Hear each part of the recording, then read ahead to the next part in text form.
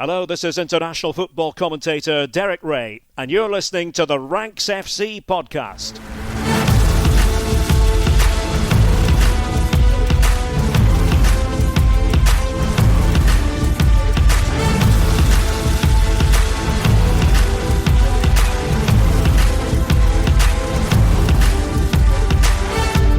Hello, Rank Squad, and welcome to Ranks FC. It's your favourite transatlantic football podcast. And on the day where we become 99 days to the start of the World Cup this summer, we thought it was about time we started to pour some interest into the tournament so we could start to get excited about some of these on-field narratives that are going to take the main stage this summer. My name's Jack Collins, and I'll be your host today. And joining me all the way from San Diego, it's the one and only Mr. Dean Jones. How you doing, mate? I'm good, mate. Yeah, obviously it's on my home soil, isn't it? Here over in the US. I'd like to say there's a huge buzz about it, but there's not. But nevertheless, just because it's not spread throughout the towns of San Diego yet, the buzz is there if you love football, isn't it? Because once you get under 100 days, it does start to become exciting, and you need to start weighing up the storylines that are going to be there. Start getting your World Cup sticker books out. You start getting the wall charts out probably in about 6 weeks or so as the end of the season starts to approach domestically. You start to get your betting guides. You start to make your own predictions about who's going to be the top scorer, who's going to be the winner, who's going to be the dark horse, and all those sorts of things. And yeah, I'm pleased that we are ready to begin the countdown here on Ranks today. We want to do a lot of coverage around the World Cup. Some here, some will be over on the Patreon. Please do come and join us over there, where you'll get your say as well on what you want to find out about the World Cup, what you want me and Jack to dig into. Particularly in America, there isn't many obvious places to go for your football news. So me and Jack will definitely do our best to keep you up to date with everything that we know as we try and probably manage to just drown in World Cup content. Yeah, absolutely. I mean, look, there's a level of this that obviously without squads, there's obviously still 6 nations to qualify, which is going to be a big part of my own march. We're going to Prague to watch the Republic of Ireland face off against Czechia. So we'll be involved in all of those elements of the equation as well. But I think that at this point, 100 days or 99 days now doesn't feel like all that much, but there's still quite a long way to go. There's a lot of football to be played between now and then. So I don't want to dig into the ins and outs of what it's going to look like too much. We're going to do that. We're going to do group by group previews. There's going to be plenty of content in those kind of spaces. But I do want to talk about the narratives, because I think that there's plenty of different angles and plenty of different ways you can look at this World Cup. Now, some people are going to want the favourites. Some people are going to want to listen to the storylines about the big name managers who are perhaps coming into a World Cup for the first time. Some people want to hear about the first timers and the underdogs as well. So we're going to try and get across that today. We're going to do part 1 where we talk about favourites and their angles coming into this tournament. In part 2, we're going to do big name managers who've gone from the club scene to the international stage. And then in part 3, going to dig in a little bit to the first timers, 4 nations as we speak right now, qualified for their first World Cup. And we're going to just give you the lowdown and the background on what some of those stories entail. So hopefully we're going to get into a lot of different things on this podcast, cover a lot of ground. But Dean, I think that the right place to start is with the favourites. And perhaps the best place of all to start is the holders, Argentina. And the question, I suppose, from an Argentina perspective is, could they and Lionel Messi go back to back now that this tournament is being played in the place he now plays his club football? I suppose the first question is whether Messi will actually be there. There has been no guarantees that he is going to be in this World Cup squad. He has sort of remained quite aloof when asked if he's definitely going to be there. But I do think that he will want to be playing in this Argentina side, especially given that he now plies his club trade in MLS. He'll be there, mate. He'll be there. And MLS kind of need him to be there too. And I think at a World Cup that's going to be taking place on American soil, there's been a lot of eyes coming onto Major League Soccer because Messi is here, and no matter what's going on, their games always tend to lead the way. Just this weekend gone, his Inter Miami team were 2-0 down against Orlando, and they produced this second half comeback. Miami score 4 goals. Messi gets 2 of them. One's a great strike. One's a free kick. These things don't change. You know, Messi's changed. He's going to turn 39 during this tournament. But what doesn't change? He's going to be over your set pieces. He can help you manage big moments, and he's got a sense of composure about him that you need in those big moments. And also, bear in mind, because it's an expanded World Cup, some of the teams you come up against might not be any better than some of the MLS teams he comes up against. But once you get later into the tournament, of course it will. But Messi can still rise to the occasion in small moments in games. But especially in the early stages, Messi's fine, man. I'll be amazed if he's not there. Yeah, I mean, look, I think even in the latter stages, Lionel Messi is going to be fine. You know, his game isn't based around incredible physical capability and never has been. And, you know, just because he has come away from the European scene where he was so dominant for so many years, I don't think makes it any kind of different what he's capable of doing. And we saw that, you know, over the course of MLS season last year. We've been aware of that for such a long time. But what I am quite intrigued by is where you have this Argentina side pegged, because obviously what we saw in qualification was pretty much a cakewalk for Argentina in CONMEBOL. They played 18 games, they won 12 of them, they drew 2 of them, and they end up losing 4. They had a plus 21 goal difference, and they qualified 9 points clear of Ecuador, who were in second now. Also, Ecuador were penalised a couple of points for, you know, someone not having the right birth documentation. So that sort of helped in terms of how good that looks. But you look at the way that Argentina just cruised through qualification, and they lost on the final day to Ecuador, which guaranteed that Ecuador finished second. But by that point, Argentina were home and hosed, right? The last 3 games when they'd already qualified, they draw 1 against Colombia, they win 1 against Venezuela, and then they lose 1 against Ecuador. But by that time, it was already done and dusted. And whilst most people have them pegged at around third favourites, and we can dive in a little bit to, you know, the quality of this squad, et cetera, in a minute, I think the thing that really makes them interesting is you still have to beat them. Someone has to beat them. And what we've seen from Argentina on the international stage in more than just the last 4 years, probably the last 6 years when you take the Copa Americas into it, is a team that just do not want to lose over and over and over again, and who have found a way under Lionel Scaloni to make sure that they are in that conversation, whatever happens, and they are in every game. And so whilst I don't think they're the obvious favourites in terms of, we'll talk about some of those in a little while, I still do kind of pity anyone that's going to have to go out and beat them. And that's a pretty cool place to be. Yeah, I mean, I don't feel like they are a dominant champions. Like, I think if you look back across years when Germany won it and then couldn't follow it up, France won it and just failed to follow it up, I feel like Argentina are a little bit below them. So I don't expect Argentina to go and win this World Cup. I don't think they will. And look, champions do rarely repeat, right? Like this is not something you often see. Obviously, predicting at this stage where they actually get to is impossible, and it is a guess. But for the type of football that I'm expecting, I think they get through the group phase. And obviously, last time we had them at a World Cup, and they were stuttered massively, and then they suddenly grew into the tournament. I can see this one flipping. I can see this being the other way round. I reckon I'm going to go for a hot take at a quarterfinal exit for Argentina. Yeah, I mean, I suppose the thing that's worth pointing out here is that repeat champions are so incredibly rare from a World Cup perspective. So Italy did it in 1934 and 38, and then Brazil did it in 58 and 62.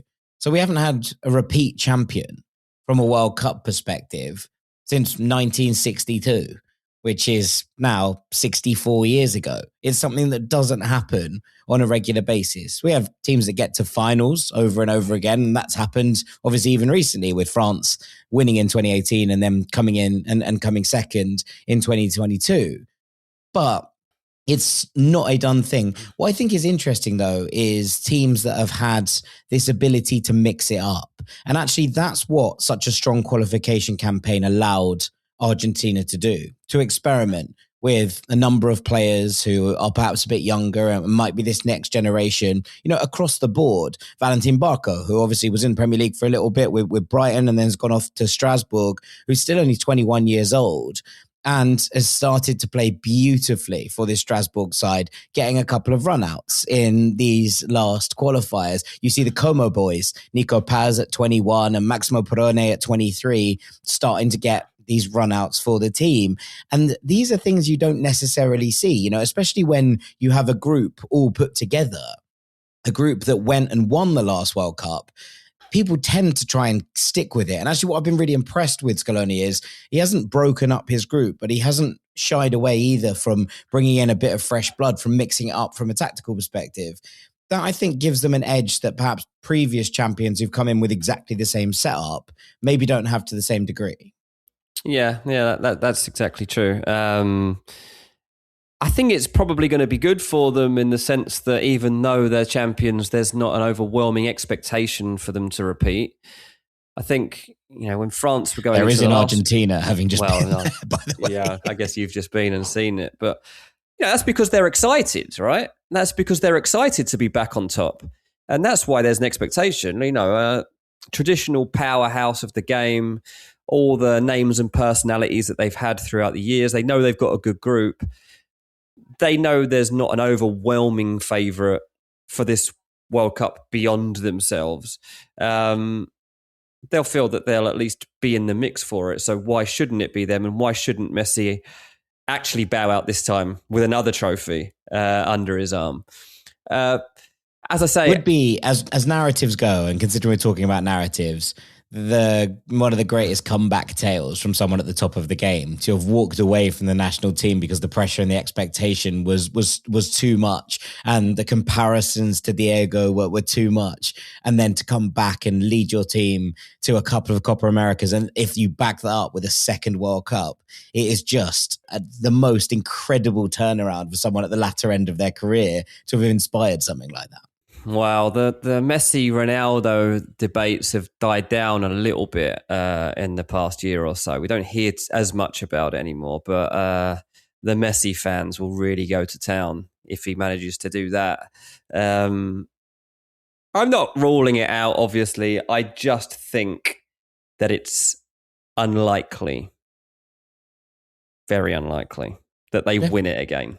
Again, I think that there are teams who are on paper better than this Argentina side, but I'd still pity anyone that has to go and try and beat them. They have all of the different elements in the equation. The dark arts are there. The beauty of it is there. There are so many different players in this side who have the capability to turn a game on a sixpence. And that, for me, keeps them in there. But I do think that back-to-back narrative is one that it was a good place to start. It was a good place to start. And look, just to point out for those that don't know, Argentina are in Group J. So they'll face Algeria, Austria, and Jordan to begin their campaign. So that's the starting point for this journey. That's the starting point. Okay. All right. Shall we come on to our second one? And my second question, I suppose, and then while we're talking about favourites and what their angle is France, who are many people's favourites to win this, obviously won it in 2018, got to the final last time and ended up being defeated in a penalty shootout. But this is going to be the last World Cup we see Didier Deschamps at the helm for France. Now, Deschamps became just one of three men who've won the World Cup as a player and then as a manager, and second only to do it as captain of his nation and then managing his nation after the great Franz Beckenbauer. But he has been in charge of this France national team since the 8th of July, 2012. He led the team to the quarterfinals of the 2014 World Cup, then to the final of Euro 2016. They won the 2018 World Cup and then obviously got to the 2022 World Cup final, and then have performed well mostly in the European Championships between. Obviously, there is the ignominy of the one in 2021, but that was a slightly different trajectory. It is one of the most consistent managerial performances, especially on the international stage, that we have seen in many, many years. But it has been confirmed that he's going to step down after this World Cup. Pretty much everybody is expecting Zinedine Zidane to be the man that takes over as the head coach of the France national team. But if they were to crown this with a second World Cup under his tenure, and look, it should be pointed out that he has an incredibly talented squad, right? But lots of incredibly talented squads come up short on a regular basis. And that hasn't really been the case for France. They have been there or thereabouts for so many years. And if they were to crown his tenure with another World Cup, I mean, he would go down as one of the great international managers to ever have walked on the planet. And, you know, that goes on to actually what was a very impressive club career. It just has been a while since we've seen him in the club game. Yeah, it's been so long. He doesn't really seem to count as a club manager in the way that we'll talk about others. Look, he's in the DNA, he's in the history, he's in the World Cup archives. What happens with France? Obviously, like the problem is it's always impossible to go into a World Cup and to do a preview at any stage without suggesting there might be some internal friction and conflict. That's always the case. Sometimes it motivates them and sometimes it kills them. And at this stage, I don't know which way it's going to go. I mean, obviously at the moment, we've also got the sideline narrative for now for the World Cup of Kylian Mbappe. You would have seen in the headlines this week about his injury situation and not happy with the Madrid doctors and, you know, seeking help from people back in France. And obviously he's got the World Cup heavily on his mind. And so that plays a huge part in what we're going to actually expect from them in this tournament. Because if Mbappe's there, then straight away I'm like, well, semi-final at least. Like you just like they've already got a great team. If they've also got Mbappe on song, it's semi-finals at least, because semi-finals onwards can be a lottery, obviously. Like you can go extra time, you can go penalties, you can have whatever can happen. And it's very hard to predict how that last four can unfold. But you can usually make a pretty good guess at the teams that are going to manage to get to the last four. And I'd usually put France in there. And as we get towards the tournament itself in 99 days, I'll be able to say that. And look, they were kind of in transition last time around, right? They were trying some new things at the last World Cup and they came very close to getting over the line. The logical take for now is that France are in the last four at this World Cup. But I don't know, man. They've imploded in 2010. Was it 2021? 2021. 2021 was great. The chaos, the absolute chaos. And there's always underlying tension with France. And sometimes we don't realize the depths of it until it's like upon us. In France, maybe they're always aware of it. But for the rest of us, it suddenly just becomes apparent as the tournament's about to begin or unfolds. If that does creep in, then who knows? We might get a shock exit here. It's one of the things that makes it wild. Yeah, I mean, yes and no. Like just the quality in this squad. The quality is there, obviously, and if you're assessing that, then again, that's why you're like, well, they're going to the last four because they've got three squads. They've got three squads of players. Yeah, three squads of players who would all make it out to the very least of the last 16, which is incredible within itself. I wonder if this Deschamps narrative will actually overtake all of it. Because look, his tenure as national team coach has not always been smooth, despite me, reading out the successes and the impressive nature of that. There have been questions during his time of whether he's the right man in terms of, putting the handbrake on a little bit too hard, at times playing a little bit too defensively. But I think that the win in 2018, now that they know he's stepping down, there's almost a sense of being like, oh, merci beaucoup in so many different ways, right? Like, it's like, thank you. What a period. When you consider what came before, as you say, the chaos of 2010, compare that to the friction that's happened since, it's a very different game, right?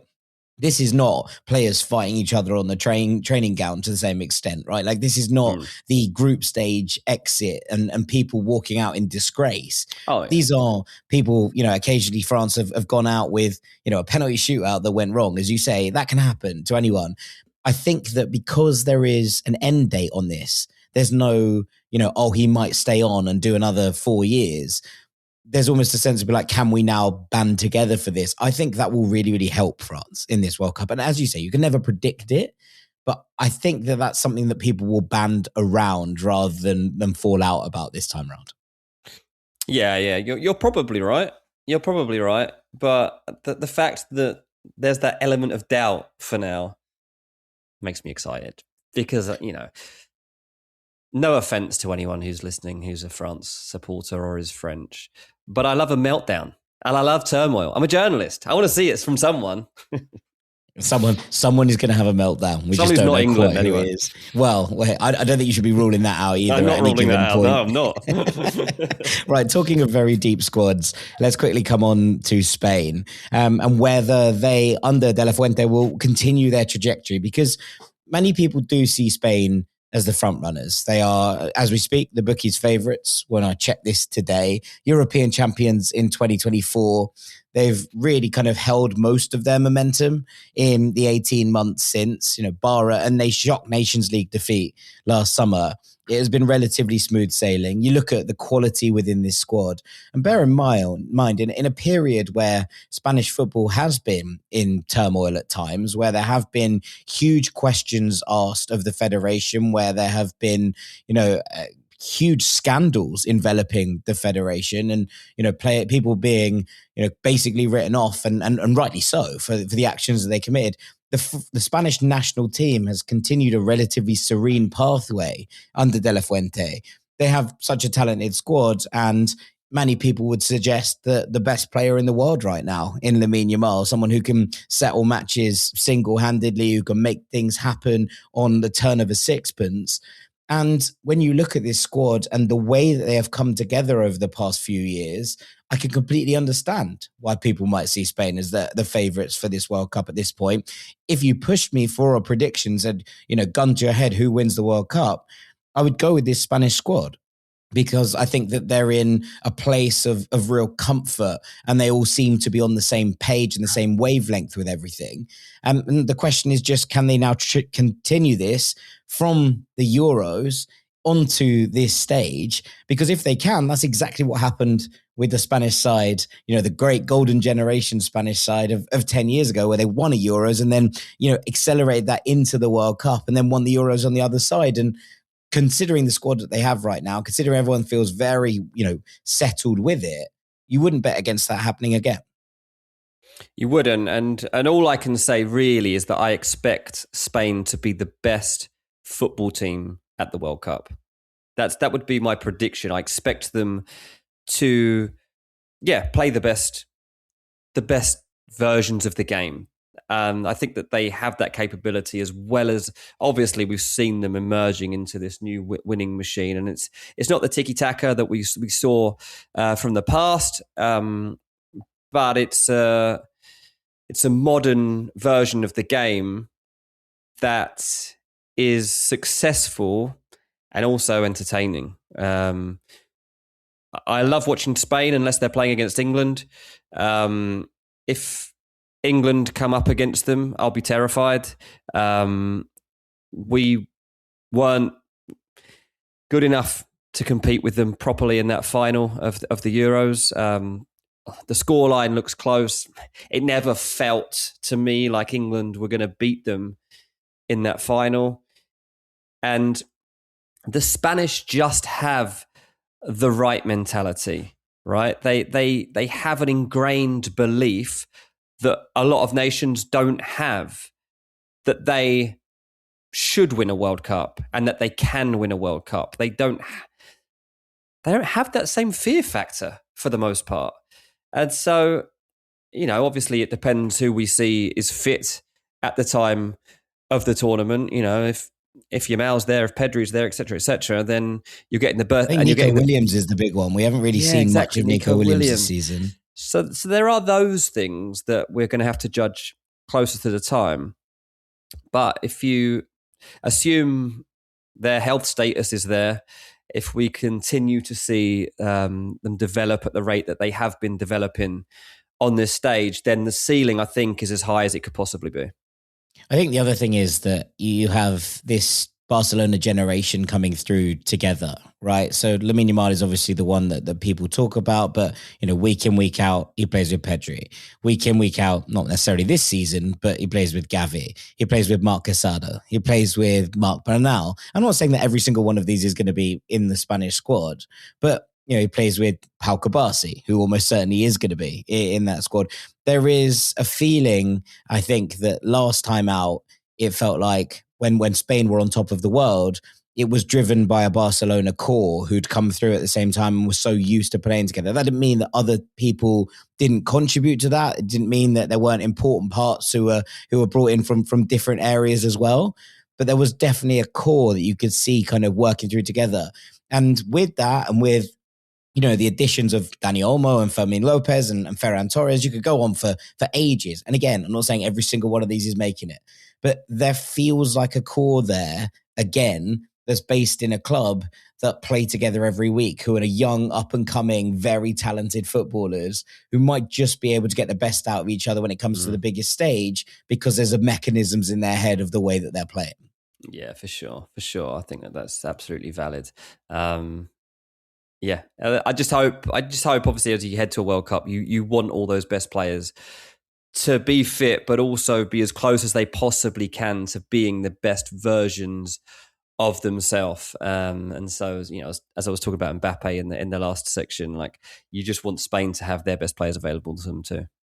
Yeah, absolutely. Absolutely. Right. We're going to take a little break there. When we come back on the other side, we're going to talk about some big name managers who've made the move from the club sphere to the world of international football and the nations that they're going to be leading at this World Cup. Make sure you stick with us here on Ranks FC.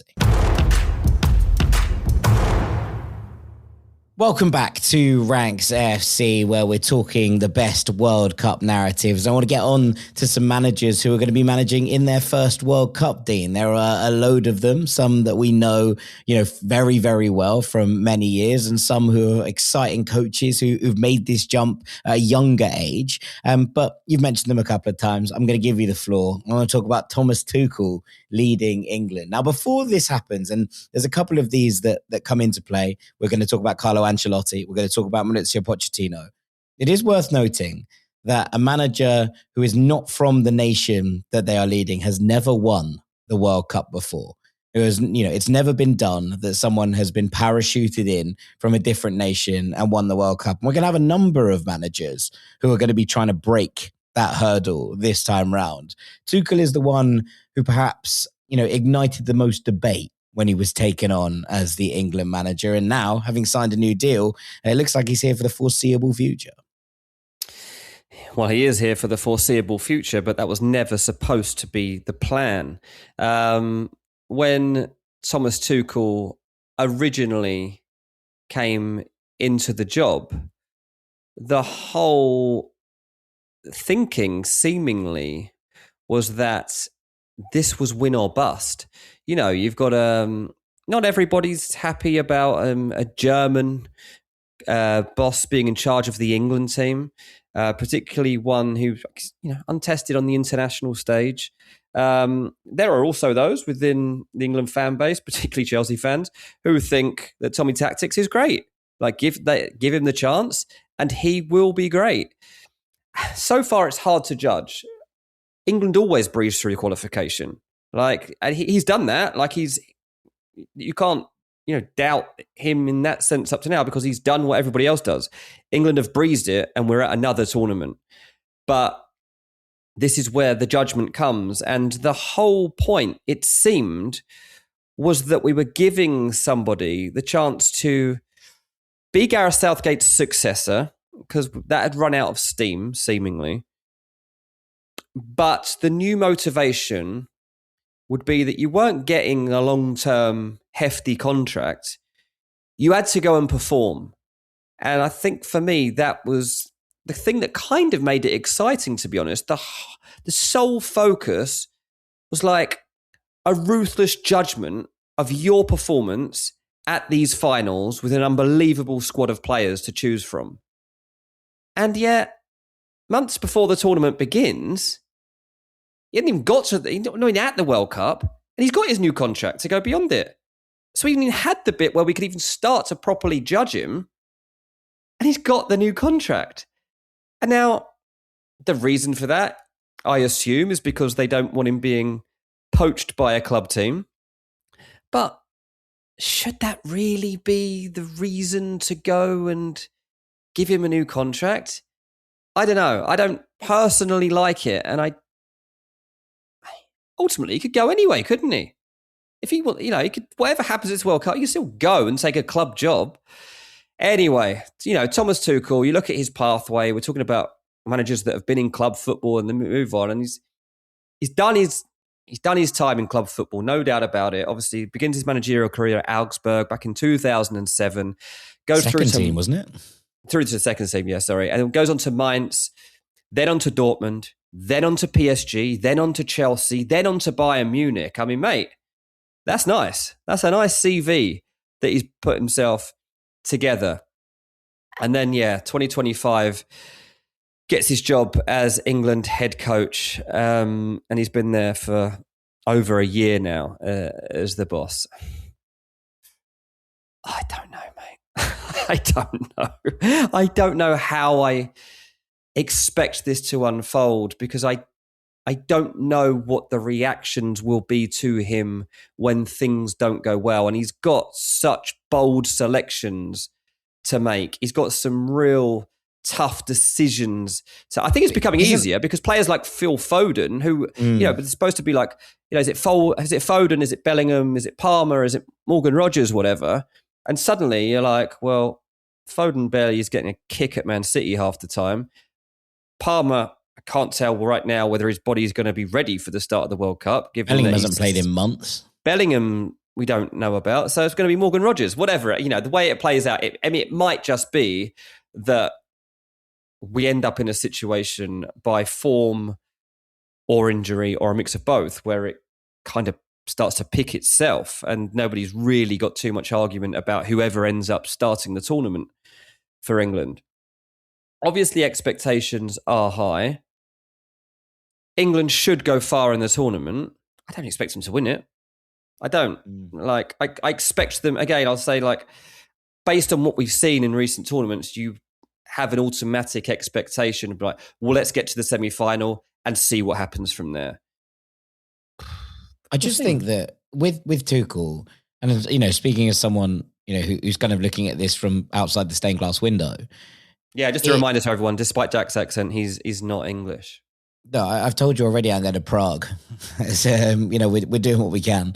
But in terms of, where things are, you look at this and I think that this England squad is up there definitely in terms of first 11s, but also in terms of squad depth with almost anyone. Now, France and Spain might be a little bit ahead, but not by loads and loads, right? This is a very, very talented England crop.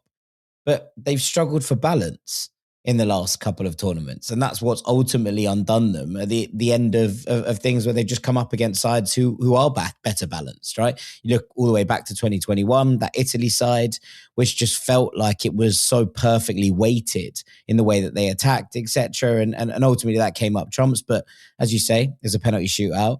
You see what happens, towards the end of the last couple, and the teams that England have gone out to are either, finalists or they've lost the final, etc. It's not miles off where they needed to be, right? But I think that you bring in a manager who can provide that balance, who isn't afraid to make the big decisions. And the only way you can really get that is with someone who has the kind of tactical nous that you're expecting from Thomas Tuchel, who isn't afraid to be like, well, I'm not just going to put those three players in there because they're my best three midfielders if they're all number 10s, right? Who's found a way of making that stick together.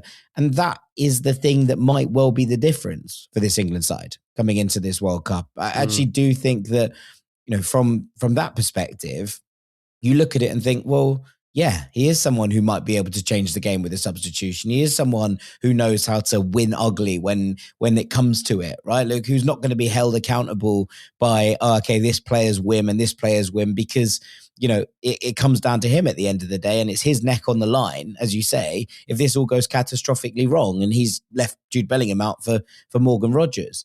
Now, I think that that's probably a good thing, because it means that players are looking at it and going, okay, he's not afraid to make those decisions. I've got to go and impress. I've got to work it. I've got to show every time I go out on the pitch. And, in terms of, as you said, right at the top, it does feel to me like we've seen that from England in this qualification campaign, even if it was mostly a bit of a breeze. Yeah, exactly. Look, Tuchel is one of the best coaches in the world. While I have my reservations about this working out at the tournament, like, we do have one of the best proven bosses in the game at this stage. And, in his early 50s, like, it's a pretty good time for him to be going into it. And the players do seem to be on side with the decision for him to be staying on to 2028 when his contract's been extended to. But it's just like, what happens if things don't go right at this tournament? Because then they're going to have to get rid of him anyway. If England don't succeed at this tournament, then you're just giving a manager a contract who probably can't carry on. So that then becomes... I wouldn't worry too much about the FA's budgets. It's not like they got a hole within PSR, is it? They have to spend whatever they want. Yeah. So, it doesn't really matter. Do you remember there was that moment when Tuchel called out the fans and said there was a lack of atmosphere at Wembley? And that wasn't a good moment for him. And I'm not saying that he's wrong. I'm not saying that Wembley is a cauldron of hate, but he's got to be careful about the way that he speaks about everything. Because for the initial period, I do think this is a little bit fragile, and England needs to burst out of the blocks. And I think they should. I think that for all intents and purposes, like, this is set up for England to go and do well, particularly from the start, as you would expect them to. But the problem might, like, say the first game's Croatia, right? Croatia are just going to look to make that difficult. And what if they frustrate England and we get off to a draw? Then you've got the second game against Ghana, and expectations going to be through the roof, and you might win it 1 or 2-0. And then you go into the final game and you beat Panama 6-0, whatever. It's very difficult, mate. As an Englishman, I think we can go to the last 4, but equally, I could see this becoming scary. When Antoine Semenyo and Callum Hudson-Odoi both score for Ghana, it's gonna be uproar. It's gonna be absolute uproar. Good luck, right, let's move on. I know. Let's move on to Brazil and Carlo Ancelotti. You said that Thomas Tuchel was one of the elite managers. Well, Brazil went out and brought in arguably the best in the business. And actually, there's quite a nice symmetry to this, because Carlo Ancelotti was Italy's assistant manager in the 1994 World Cup under Arrigo Sacchi. And he obviously is now at the helm of the side that beat his home nation in that final in Pasadena in California. So 32 years later, he's back on US soil. And look, statistically, he's arguably the greatest manager of all time. Nobody's won more Champions League titles. He's the only man to win each of Europe's top 5 leagues as a manager. And Brazil really needed a kick, right? Like, at this point, there has been, for perhaps the preeminent nation in international football, in the wider worldwide consciousness, I don't think there is a more iconic strip than Brazil's. And I think that for people of varying generations, the dominance that they've had in various, eras, shall we say, has meant that they remain one of these. And when Brazil don't do well, people are like, oh, that's weird. Even if it hasn't happened, even if they haven't really been there or thereabouts since they won it in 2002, it's been a long time.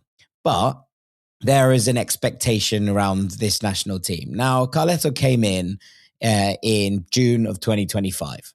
And his first game was a 0-0 draw with Ecuador. Then he beat Paraguay and Chile, but both of them have struggled, especially away from home in qualification. Chile just full stop.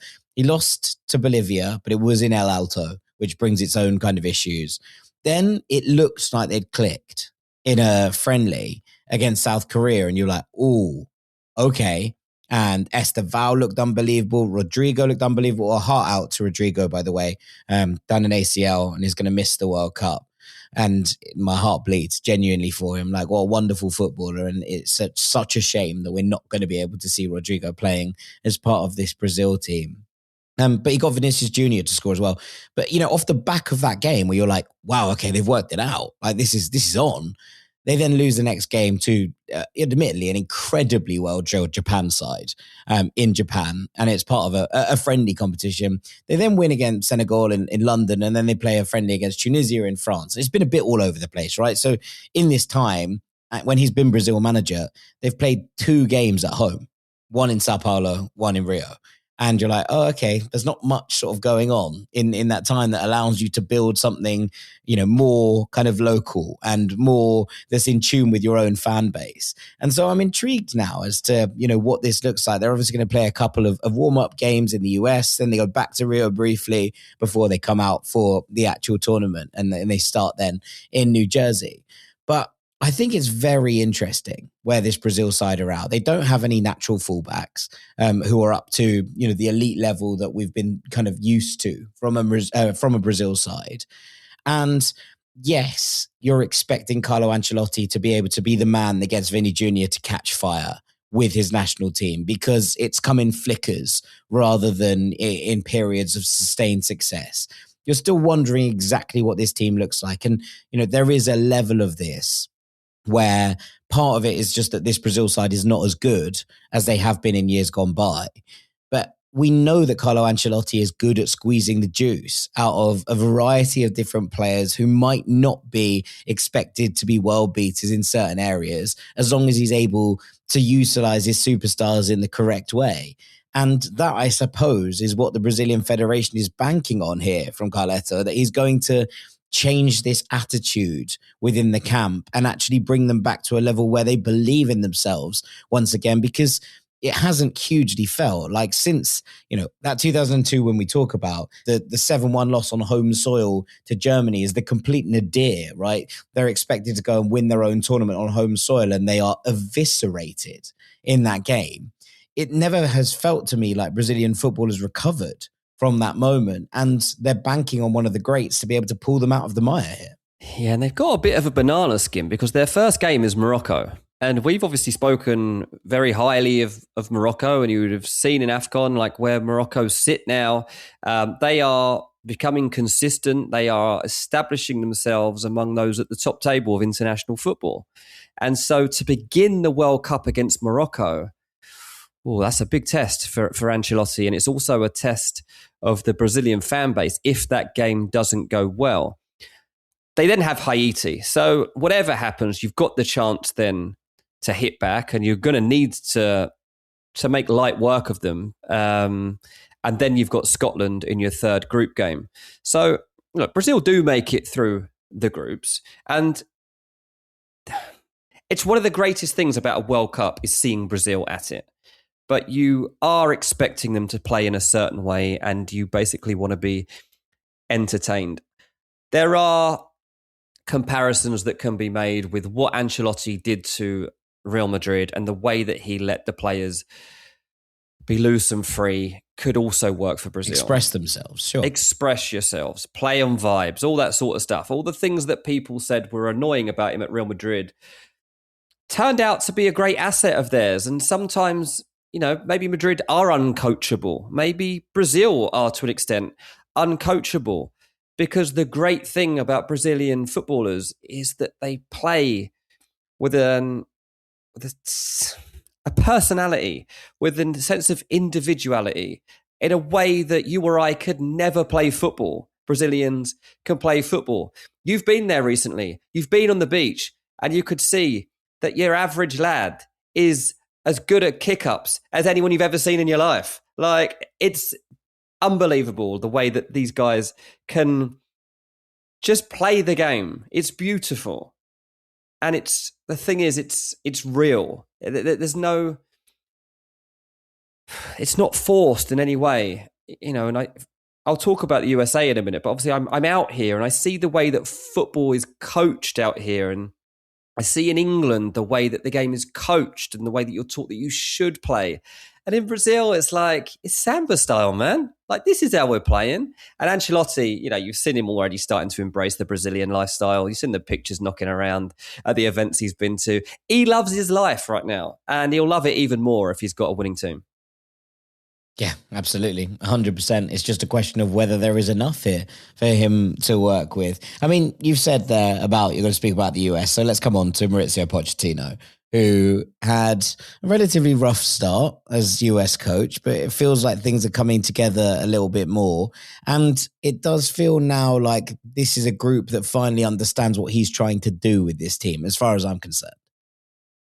Think so, yeah. It's definitely taken a while for him to, make his mark. I think that is fair to say.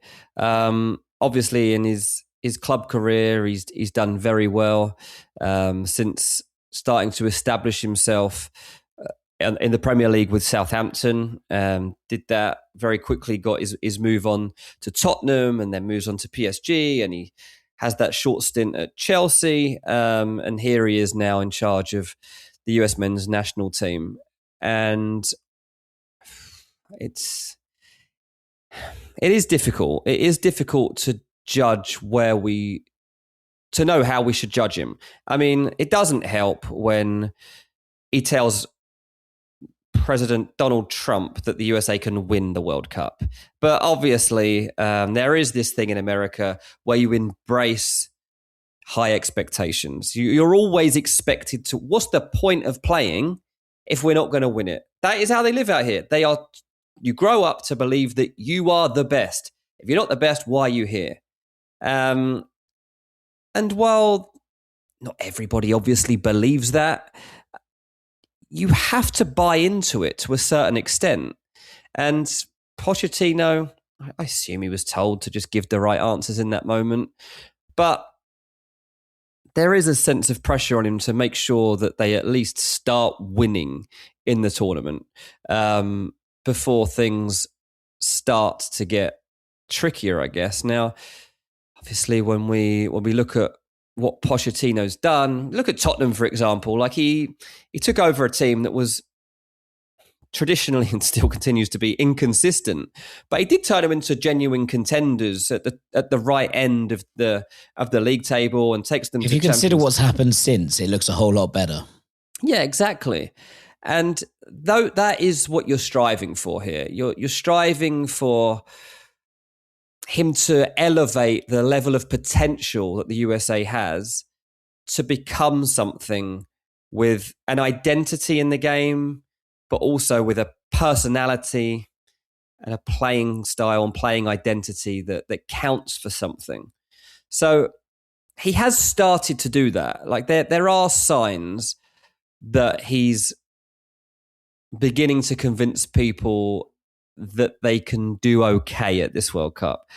I still think there are going to be questions about the tactics that he instills at the tournament, whether the USA can genuinely compete against the best nations. Obviously, we've got our reservations about that. But what you can't have doubts about is that they've got a good young crop of players to choose from, and that a lot of them are starting to show that they can do it at the highest level in the game. Obviously, a lot of them move over to Europe and are starting to assert themselves, or at least make an impact.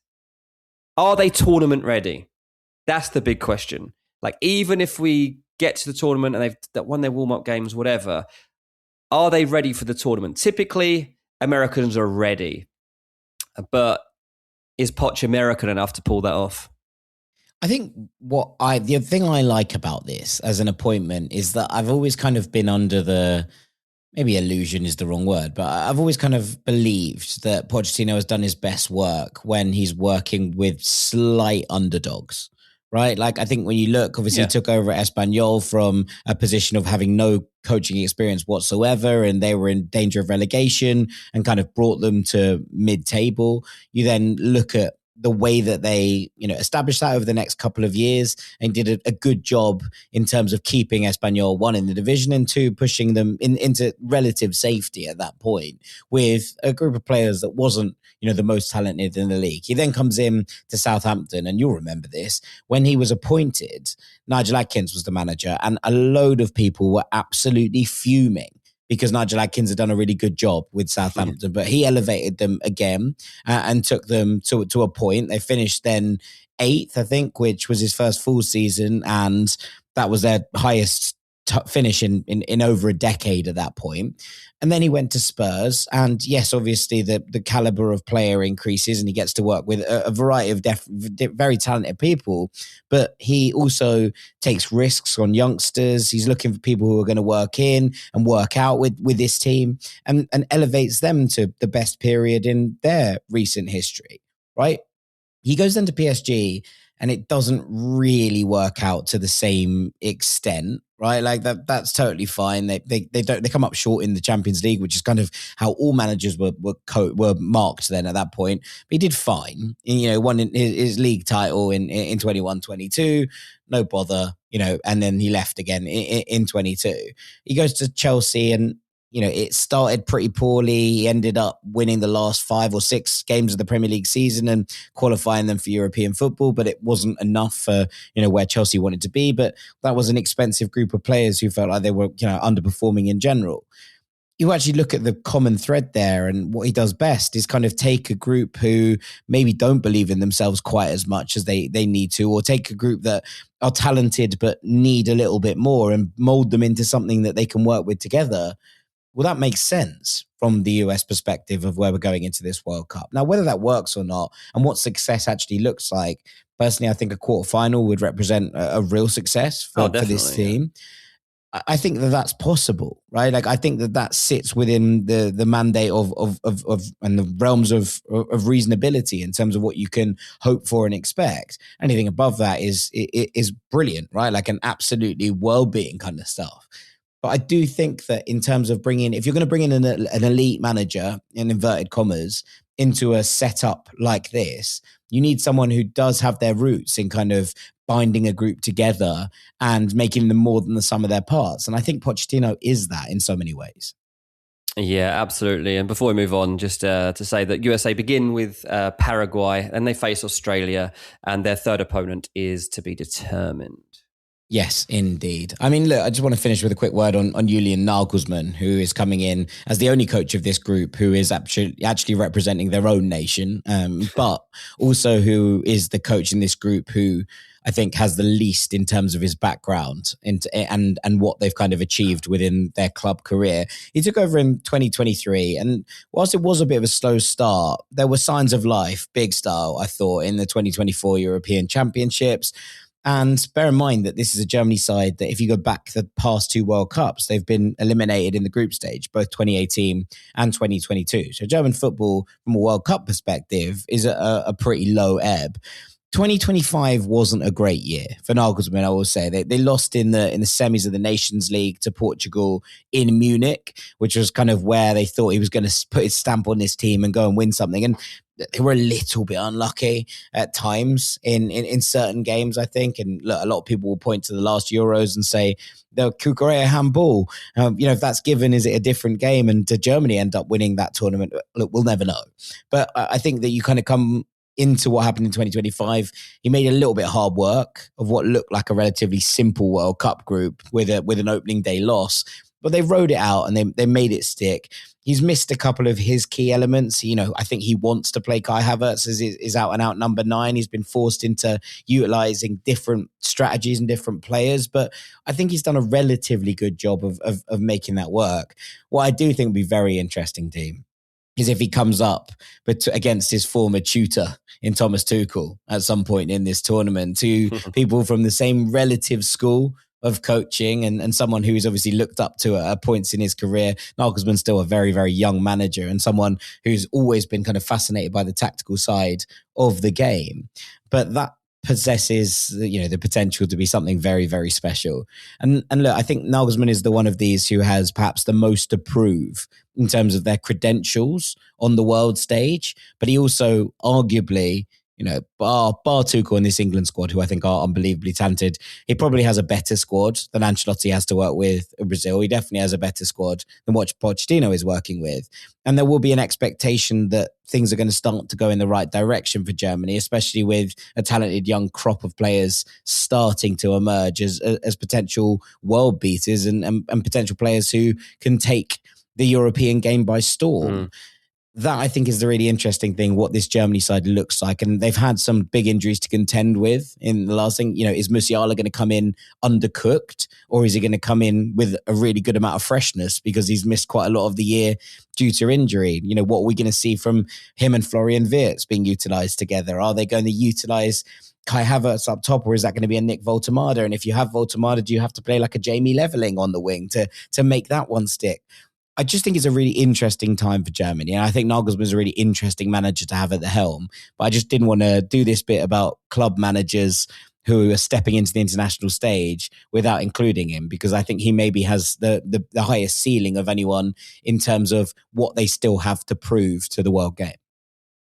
Yeah, absolutely, mate. I do think there's a big sense of pressure on him because Germany should always be expecting to reach the latter stages of the tournament, and I think they've got a good group, and certainly there's potential for them to go far. But we'll see. We'll see what he's made of. But he's going to be one of the more intriguing coaches to watch at work. That's for sure.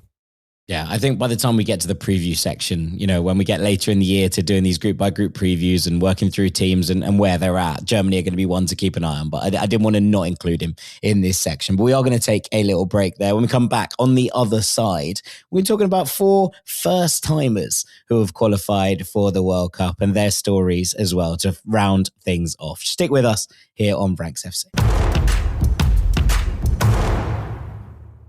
Welcome back to Ranks FC, where we're going to talk first-timers as we round off this first World Cup episode of 2026.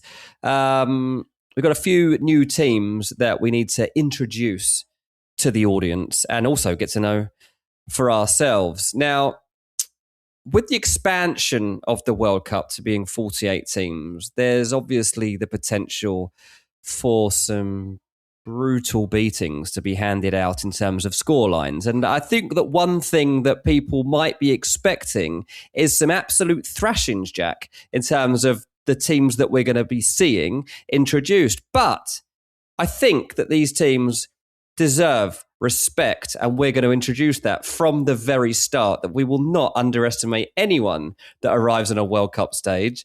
And while, yes, I do think that there'll be some wild betting markets out there during the World Cup, and suddenly you're tempted to bet on 8-0 or something like that, let's go through a few of the teams that are coming into the stage. Cape Verde, Curacao, Jordan, and Uzbekistan. Where do you want to start, Mo? Let's start with Cape Verde. They were the team here who kind of made the biggest splash upon their qualification up to, I think, Curacao, which was a really interesting story in itself. But there's a little bit in common with both of these nations. We'll start with Cape Verde because they qualified, and at the time when they did so, they were the team to qualify for a World Cup with the second smallest population behind Iceland, who qualified obviously a couple of years ago. Also the smallest nation by, actual land mass in terms of square meters, which was very cool. And also they were the first island African nation to qualify for a World Cup, which I think is really interesting. Now, they basically came into international football and started to kind of make a name for themselves in the 1990s. But the growth in the last few years is really interesting. And actually, the federation here has done some incredible work in building this squad and building out a really cool pool of diaspora who are bought into this whole setup altogether. Now, the great story of this is Roberto Lopez, who is known as Pico, who was born in Dublin and has played pretty much all of his entire career for two of the Dublin Giants in Bohemians and Shamrock Rovers. I was listening to an interview with him recently. He has a thick Crumlin accent. His father is from Cape Verde and his mother's from Ireland. And, after working through, he was telling this story of how he became part of the Cape Verdean national team. And he'd got a message on LinkedIn, all in Portuguese. And he was like, I just thought it was a spam message. 9 months later, I got another message in English. He was like, have you considered our proposal? And was like, what? And then translated the first message, was like, oh, I'd love to play for Cape Verde. Like I spent time there as a youngster. Cool, right. My dad's from there. It's been something very special for me and somewhere I visited many times, but I just didn't ever think that this was even possible. It's a really lovely interview. It's on the Sweeper podcast, and I would recommend. They're brilliant for this kind of stuff and dialing into the lesser known lights of world football. But you're kind of looking at it and thinking, okay, where has this come from? But their growth into a genuine force in African football has been really interesting to watch, because not only have they kind of picked out the key players of the diaspora and bought into that in such an interesting way, but also you look at what they've done recently. So they come into the last cycle of World Cup qualification, and they've established themselves by this point as relatively, competent, maybe not qualifying, but they're in the conversation for these things. They've been to a couple of AFCONs, et cetera, et cetera, et cetera. And one of the things they were really struggling with as an island nation is the travel and all of those elements in the equation. So they applied to the FIFA Forward Fund, which is what FIFA have as a pot to help nations, move their footballing sphere into the next generation. And they utilize that to help them with travel, with finding new players, with scouting for people from the diaspora. And it works in a beautiful way. And you end up seeing, a variety of these players who are all born from one specific community, which is in Rotterdam. So there's a massive Cabo Verdean community in Rotterdam. There's also a massive one in Massachusetts, which is going to be very interesting to see how much that kind of turns out in the World Cup. But just kind of from a wider perspective, they've really started in the last sort of 10, 15 years. I think their first AFCON was 2013. And then from there, they start to become semi-regulars until that becomes something you see more often. And then suddenly you're seeing them second in a group. And suddenly you're seeing them have these conversations. And when they get to this World Cup qualification, there's a real momentum behind them. And it's an island nation or multiple islands all kind of put together. And there is a complete buy-in to the system here for the Blue Sharks. They are a team who have been very aggressive in qualification in the way that they've played. But I think that understanding the roots of this and having a group that are all brought together in terms of coming in and kind of learning about what this represents and what this means to not just the people on the islands, but also to those millions around the world with Cabo Verdean heritage, has really kind of brought through this beautiful, beautiful space where there is just complete buy-in. And you saw in their kind of final qualifier what that meant to the stadium and the way that people reacted in the streets and the celebrations for all of it. Bubista, who is born in Cape Verde, and he's the manager, has been part of this team for a long, long time, first as a player, and then he's been part of the setup for the best part of 2 decades now at this point. Has made a real thing of understanding what this represents, understanding what it means, and getting this buy-in, as well as putting them out in a very, very interesting way from a tactical perspective to play to their strengths. And look, this isn't to say that they're going to get through and get to the semi-finals of the World Cup. But I think that of all these newbies, in some ways, Cape Verde represent to me the team that probably have the best shot at actually coming into this tournament and really kind of springing a few major surprises, because they are a really well put together nation and they know exactly how to play to, a system that has worked for them so much so that they've qualified for their first ever World Cup. So I'm really, really excited about seeing the Blue Sharks. There we go. That's the optimism I knew that you would deliver, mate. No thrashings to be had here. What do you want to go for next, mate? Well, we say that, but we should probably talk about Curacao. And look, they're an incredible story as well, the Blue Wave, right? Like they, were the Netherlands Antilles until 2011, where they became Curacao. And it's a great story here too, right? This is a different one. But actually, if you look at their October internationals, for example, none of the Curacao team are born on the island, which is interesting in itself, right? Like it's interesting to kind of examine these elements, and because sometimes people are like, oh, there's only 10,000 people, who are from there. How have we lost to them? And you're thinking, well, that's okay, but pretty much all of these people are from the Netherlands, and that's the buy-in here, right? So Dick Advocaat took over as the manager of Curaçao because he heard they were trying to get in someone who kind of understood Dutch football, and they'd been turned down by the likes of Louis van Gaal, and he rang them up and was like, I'll do it. Like, I'm really intrigued. I'll do it. And so he's built this, squad, which is, mostly of Dutch descent. And, and that makes sense given that the history of Curacao itself and what that population represents and where people have gone to. Those kind of things are so natural within these. That's fine. And I think what's intriguing about Curacao is that they have then gone and smashed all these records about smallest place to qualify, et cetera, et cetera, et cetera. But you have to buy into that diaspora element of it as well, right? Like that's definitely something that you have to look at. But you explore this in a bit more depth. And what I think is that they are a team who play a really nice style of football.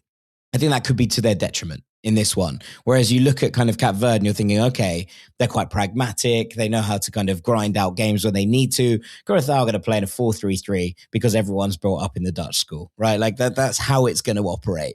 And Dick Advocaat coming in there and understanding that is a real shame because he's actually stepped away from the national team job to look after his daughter who has got very, very ill in recent weeks. So the latest kind of blow to them is they've lost their big name manager who's managed to in a World Cup in 4 different decades if he'd got to this one, right? Like he did 1994, he did 2006 with South Korea, he did 2014. Like there's lots of really interesting international depth between him as a manager and what this team could have achieved. So they've got to come to terms with what that looks like and how it plays.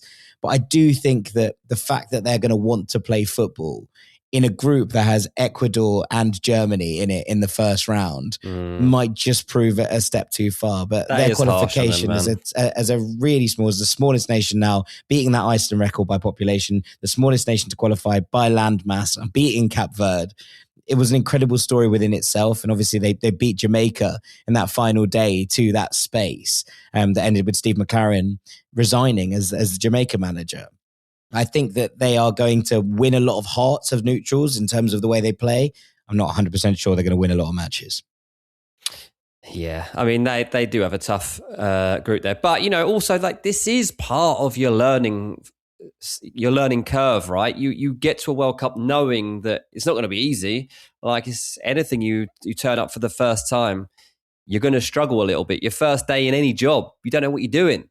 So it might be difficult, but yeah, they totally deserve to be on this stage, and I'm sure that they'll be celebrated by a lot of people for being at the tournament, and they'll have a moment. They'll have a moment that gives them hope of at least getting a competitive, decent result, Jack, out of this World Cup. But obviously, those fixtures are difficult, right? Jordan and Uzbekistan, mate. Tricky for both. Jordan, definitely a team that I was speaking to someone about this the other day, and I was like, what can we actually expect from them? Like, how are they going to be competitive? It's like, honestly, like they work really, really hard. Yeah, the work rate's unbelievable, the way that they put it together. And that sounds like, oh, well, they'll work hard, so that's something. And I'm not talking like they're a team of under 8s who don't know what they're doing here. That can count for a lot. And actually, in a lot of our podcasts recently, particularly over on Patreon, I keep talking about the team element that is proving such a trend at the moment within the game. And I think Jordan might have a bit of that about them. I think Jordan might throw up somewhat of a surprise. I think what's interesting from both Jordan and Uzbekistan is that they've kind of been threatening this for a little while. Like, they've been close to qualification on a number of different occasions. They have both emerged as genuine, if not powerhouses, then genuine competitors at the top of the Asian football scene. And they're quite different in the way that they play football, and they're relatively different in the way that they've gone about this as well. Because Jordan, got to the 2023 Asian Cup final. They got to the 2025 Arab Cup final. They've had some really good results and really good performances, I think, in the build-up to this tournament. You go to Uzbekistan, and actually what they did was they focused really, really heavily on youth development and what that was going to look like for this football team. And you look at the way that their underage groups have developed in recent years, and we've seen some really impressive runs from them as well in terms of what they've put together. That, I think, is where these two are slightly different. Jordan have kind of focused on bringing it together at senior level, whereas Uzbekistan went, okay, can we develop a youth pathway and then bring those players through together? And look, you're seeing this from the emergence, especially of Uzbekistani players playing at top clubs. We've spoken obviously about Abdulkakir Kusanov at Manchester City. He's been someone who's been knocking around for a while, but actually the player that I think probably sums this up best, he's now 30 and was kind of part of that first generation that came through, was Eldar Shomurodov, who obviously moved to Italy, played for a while for Genoa, and then made that move across to Roma, where he was never a kind of absolute lock at the team at any given point. He spent some loan spells out in recent years, but that move at the time felt like the right kind of move for him because he'd done a good job at Genoa and he was a really interesting player in his own right.